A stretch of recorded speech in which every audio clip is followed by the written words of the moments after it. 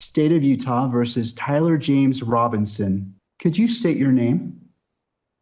Tyler J. This isn't just another crime story. This is the shocking killing of Charlie Kirk, a man whose name divided America. But the real question is, why did Tyler Robinson do it? Was it anger, ideology, or a complete mental breakdown? That's what we're unpacking. And I want you to share your thoughts in the comments because this case demands open discussion.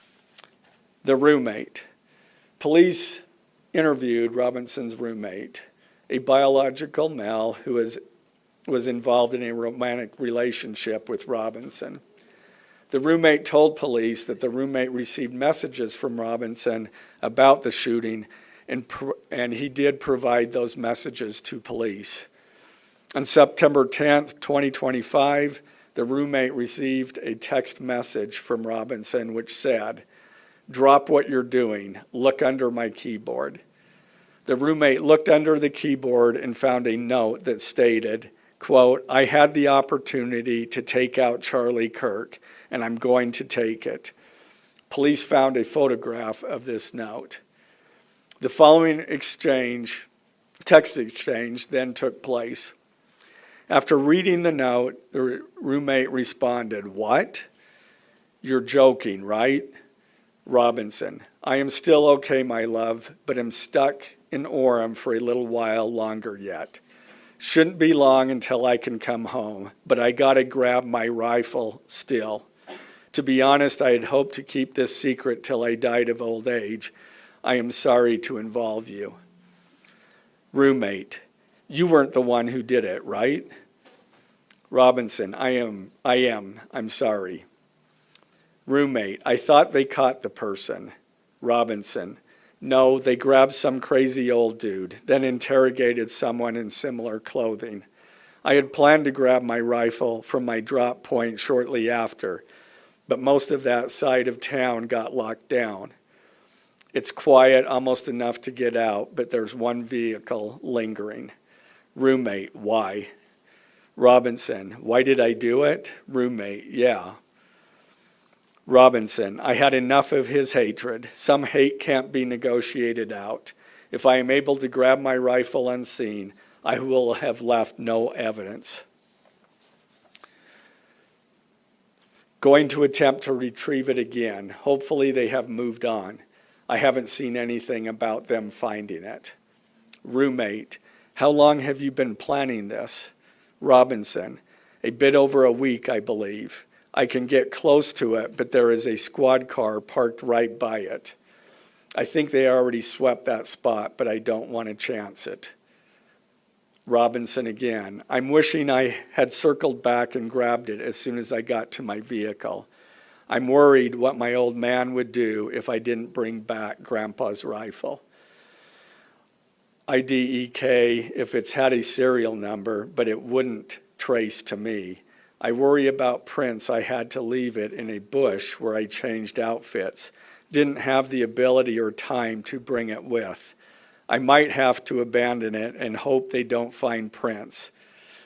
How the F will I explain losing it to my old man?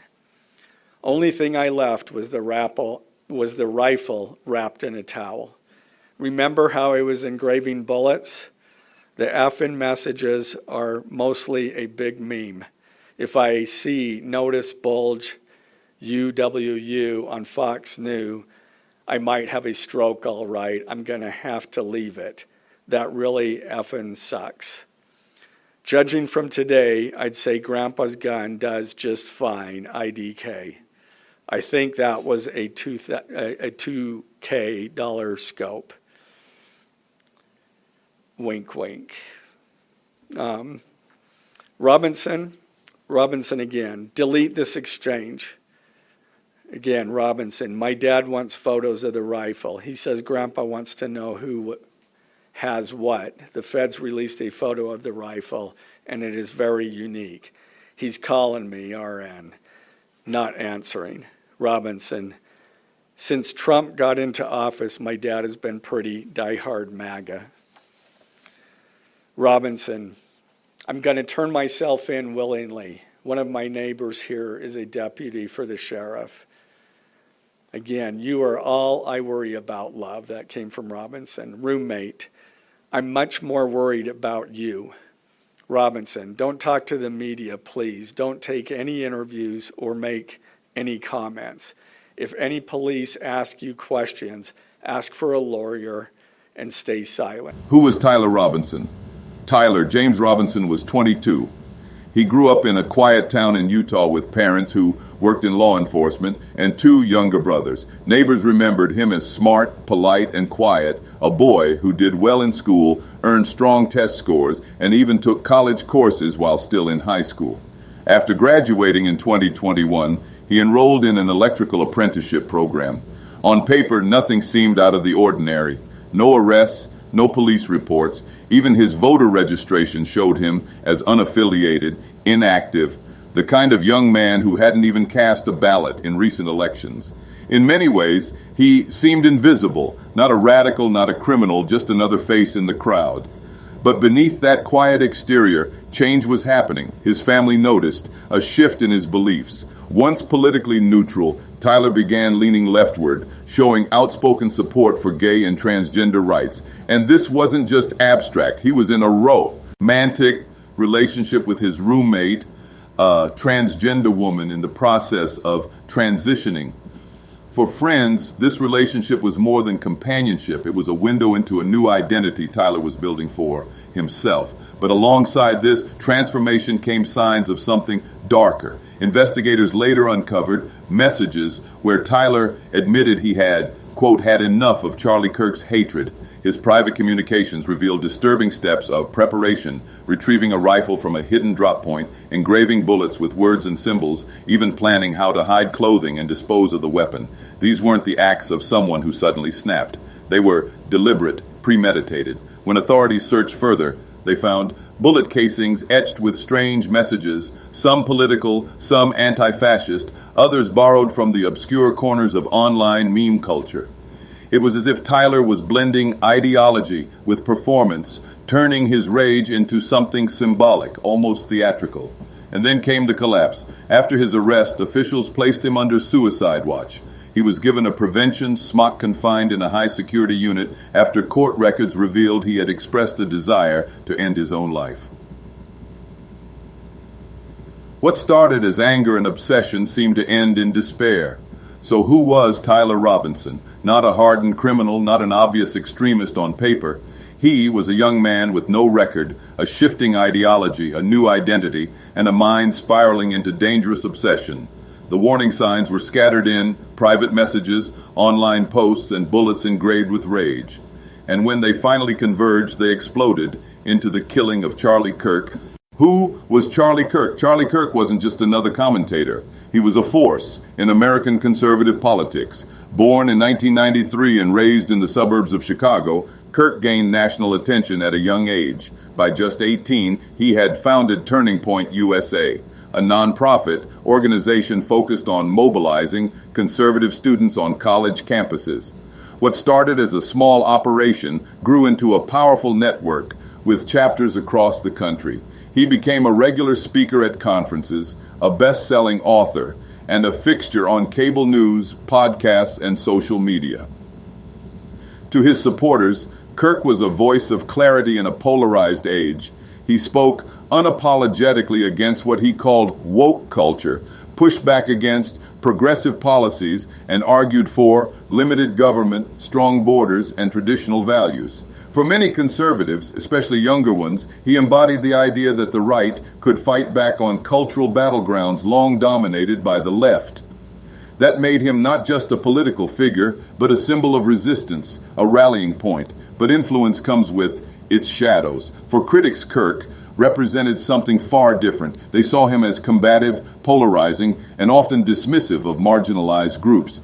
His comments on issues like race, gender, immigration, and LGBTQ plus rights sparked protests on campuses and firestorms online. What his supporters praised as bravery, his opponents condemned as hate. And that tension, admiration on one side, outrage on the other, made him one of the most divisive public figures of his generation. Charlie Kirk's presence was unavoidable.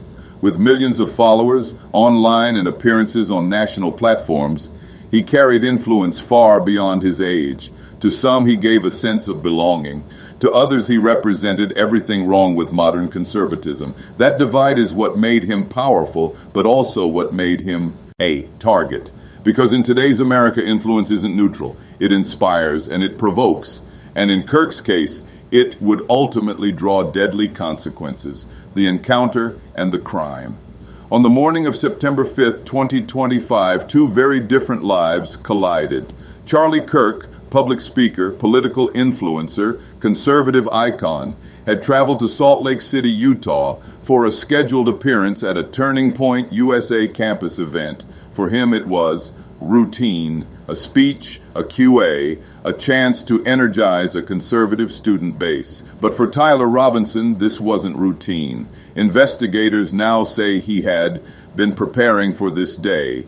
Texts and digital records show he retrieved a rifle from a hidden drop point, carefully engraved bullets with political and internet-inspired messages, and mapped out his steps. To friends, he sent angry messages about Kirk's hatred. To his roommate, a transgender woman, he hinted at a plan that sounded less like a protest and more like a mission. Witnesses recall the scene unfolding fast. Outside the venue, security was in place, but the crowd was typical. Students, supporters, even some protesters. In that crowd was Robinson. Just after 6 p.m., as Kirk exited the building, surrounded by staffers and attendees, the silence was broken. Shots rang out. Panic spread instantly. Screams, people ducking for cover, others running blind in fear. Kirk was hit multiple times. Security and police rushed, but the damage was catastrophic. Within minutes, paramedics confirmed what many feared. Charlie Kirk was dead at just 32 years old. The gunman didn't flee far. Robinson was quickly confronted by officers near the scene.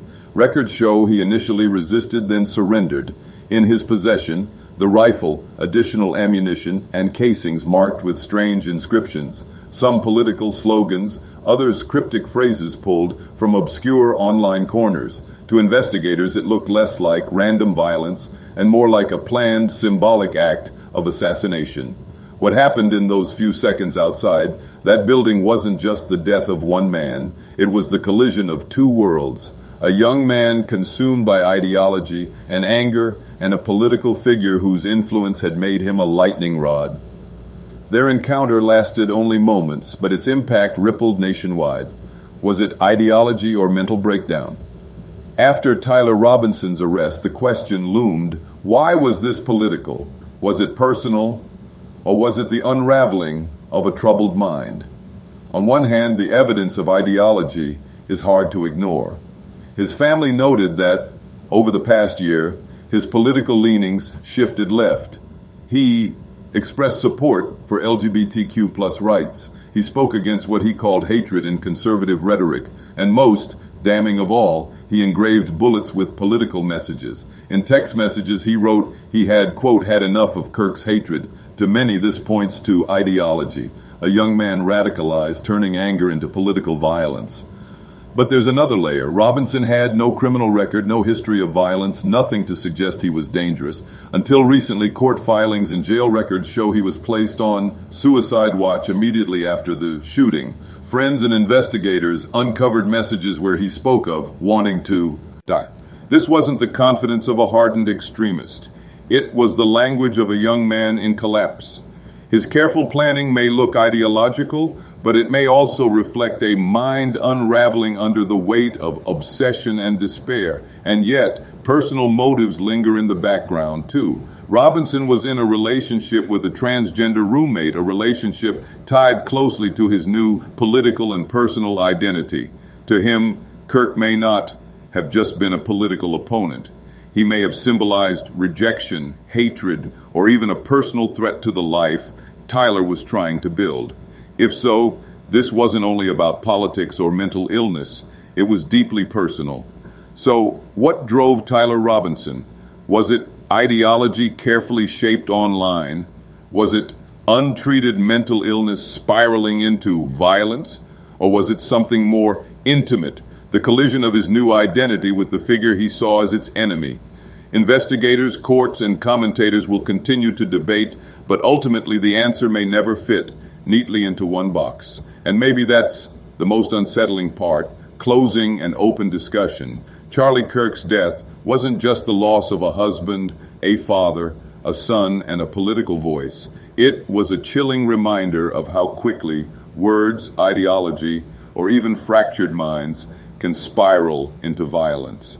Was this the act of a man consumed by political hatred, or the breakdown of someone already on the edge whose pain turned deadly?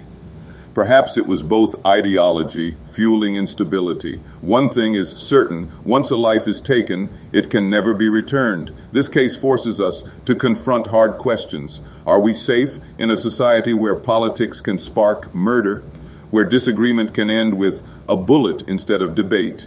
And most importantly, how do we prevent more families from being shattered like this?